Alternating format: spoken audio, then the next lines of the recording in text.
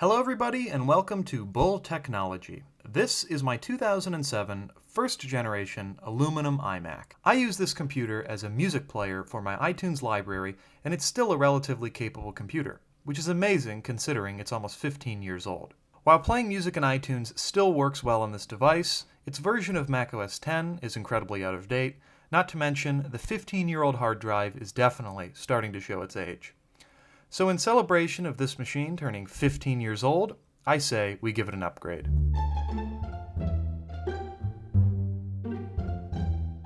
This computer currently features an Intel Core 2 Duo running at 2 GHz. This is actually the same chip featured in my 2006 iMac.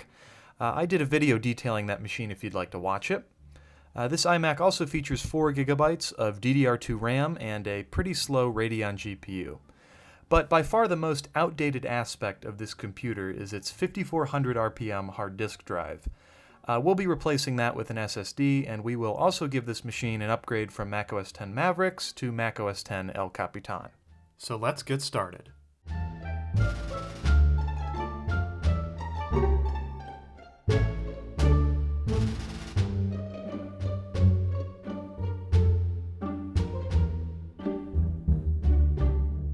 In order to access this iMac's internals, we must first remove the exterior cover glass.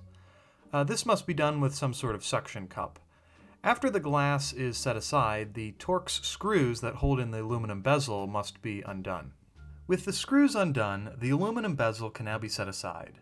Don't forget to disconnect the microphone connector. Next is the LCD panel, and there are again a set of Torx screws that must be undone.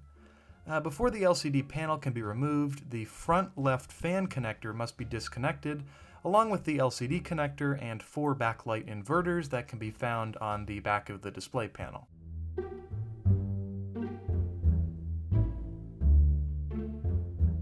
And here is our hard drive. Now, I did originally purchase a bracket that adapts a full hard drive to an SSD form factor. However, the one I purchased on eBay didn't properly align the SATA connectors where they need to be. So here we are as I'm upgrading the iMac, and unfortunately, this incredibly cheap hard drive caddy that I bought doesn't align the SATA connectors where they should be.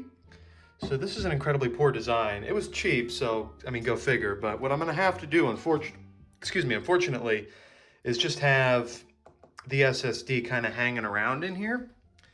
I would be more worried if it's a hard drive. Because it's an SSD and this is going to be vertical and it'll be resting here, I really don't think it's going to be a big deal. So it kind of sucks, but for now I think it is what it is.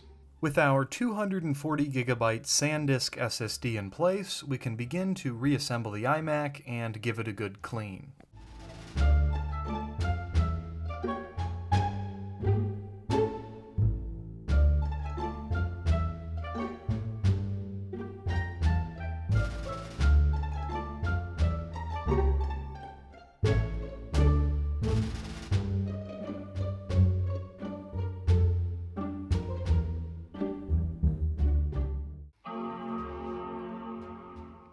Excellent!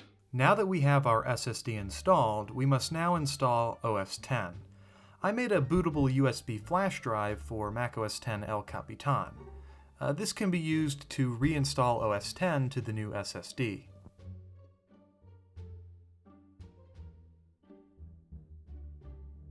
And we are finished! So, what is this iMac capable of now? The biggest advantage to our upgrades is being able to run an up-to-date web browser. The latest version of Google Chrome is supported on this computer, and if you rein in the number of tabs you have open, Chrome runs just fine. 720p YouTube videos also play with few issues.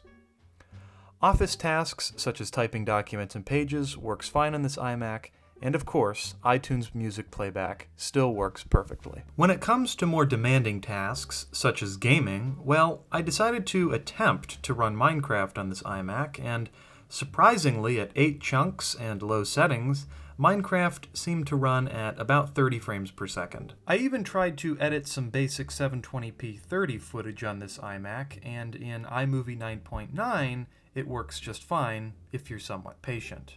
All things considered, this is a terrific computer.